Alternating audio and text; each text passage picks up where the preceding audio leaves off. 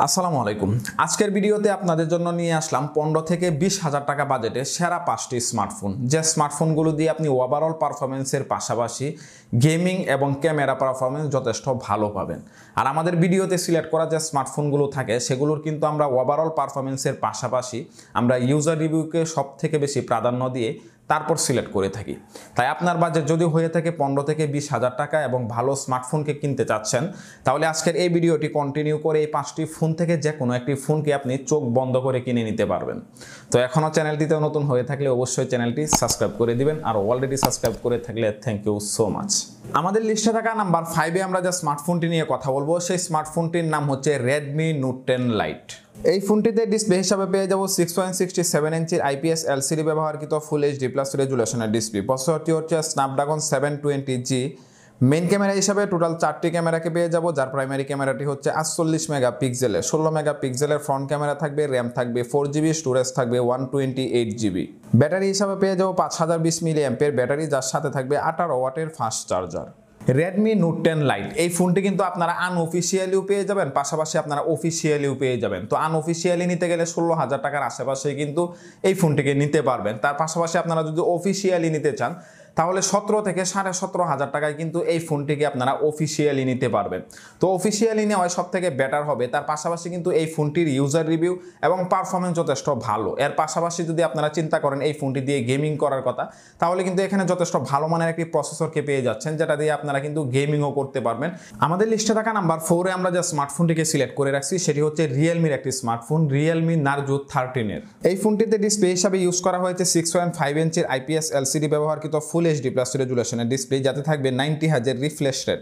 Processor হিসাবে রয়েছে MediaTek Helio G95। Main camera হিসাবে টোটাল 3টি ক্যামেরা থাকবে, যার প্রাইমারি ক্যামেরাটি হচ্ছে 48 মেগাপিক্সেলের, ফ্রন্ট ক্যামেরাটি হচ্ছে 16 মেগাপিক্সেলের, র্যাম থাকবে 6GB, স্টোরেজ থাকবে 128GB। ব্যাটারি হিসাবে পেয়ে যাবো 5000 mAh ব্যাটারির সাথে থাকবে 30 ওয়াটের ফাস্ট চার্জার। Realme Narzo 13 এই ফোনটির কিন্তু বাংলাদেশের অফিসিয়াল প্রাইস রয়েছে 19,990 টাকা। আপনি যদি রিয়েলমি লাভার হয়ে থাকেন, ভালো একটি স্মার্টফোনকে 30,000 টাকার ভিতরে রেখে কিনতে চাচ্ছেন, ওভারঅল পারফরমেন্স ভালো চাচ্ছেন, গেমিং পারফরমেন্সের পাশাপাশি ক্যামেরা পারফরমেন্সের একটা ভালো পারফরমেন্স চাচ্ছেন, তাহলে কিন্তু Realme Narzo 13 এর এই ফোনটিকে কিন্তু দেখতে পারেন। এই ফোনটির ওভারঅল পারফরমেন্সের পাশাপাশি ইউজার রিভিউ যথেষ্ট ভালো এবং আপনারা চাইলে এই ফোনটিকে লং টাইম ইউজ করতে পারবেন। আমাদের লিস্টে থাকা নাম্বার 3-তে আমরা যে স্মার্টফোনটি নিয়ে কথা বলবো সেটা হচ্ছে স্যামসাং লাভারদের জন্য একটি smartphone, Samsung Galaxy F22।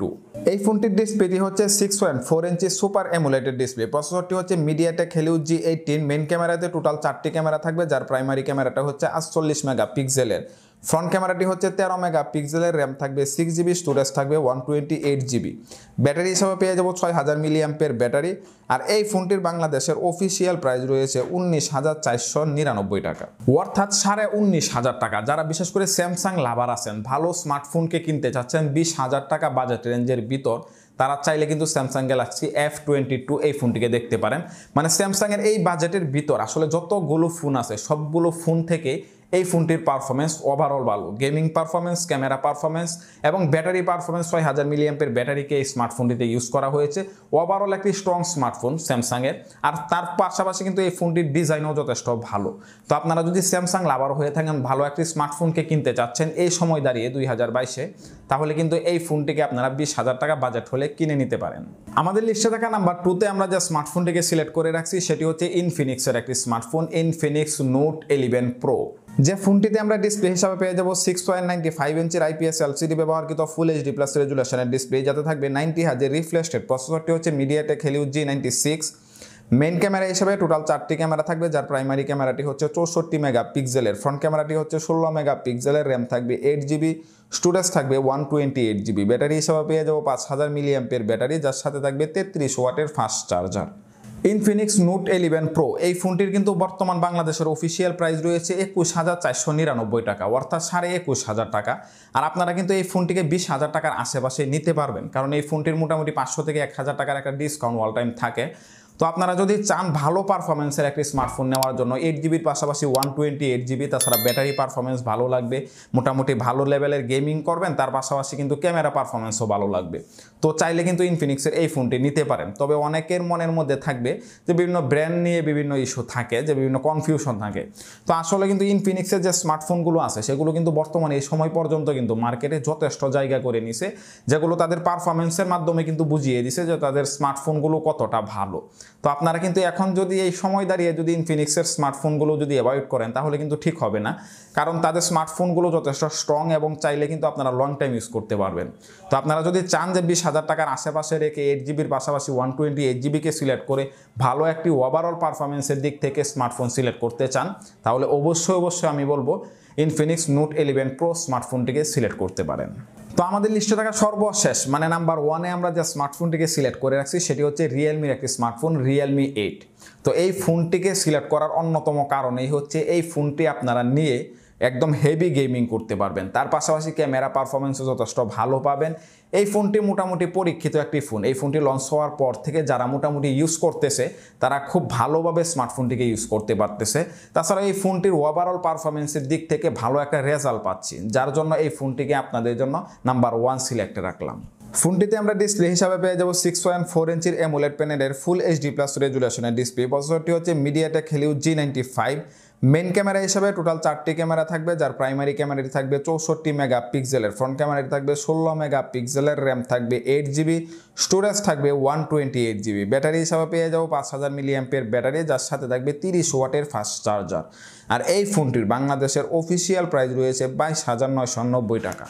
Realme 8 এই স্মার্টফোনটির কিন্তু প্রাইস কিছুটা বেশি, 23,000 টাকা নির্ধারণ করা অফিসিয়াল প্রাইস। তবে এই ফোনটি কিন্তু আপনারা 21 থেকে 22,000 টাকায় কিন্তু অ্যাভেলেবেল পেয়ে যাবেন, কারণ এই ফোনটির কিন্তু মোটামুটি অল টাইম একটা ডিসকাউন্ট থাকে। বাংলাদেশে যে রিয়েলমির অফিসিয়াল পেজ আছে সেখানে ভিজিট করলে আপনারা দেখতে পারবেন মোটামুটি একটা ডিসকাউন্ট থাকে।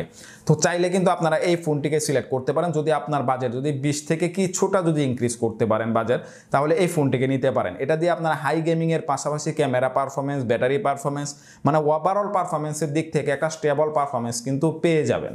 তো আপনার বাজেট যদি হয়ে থাকে 20 থেকে কিছুটা উপরে, আপনি যদি চান যে ভালো একটি স্মার্টফোনকে নিতে এবং খুবই স্ট্রং একটা স্মার্টফোন দরকার যেটা আপনি লং টাইম ইউজ করবেন, তাহলে অবশ্যই আপনাকে বলবো যে রিয়েলমি 8 এই স্মার্টফোনটিকে সিলেক্ট করতে পারেন।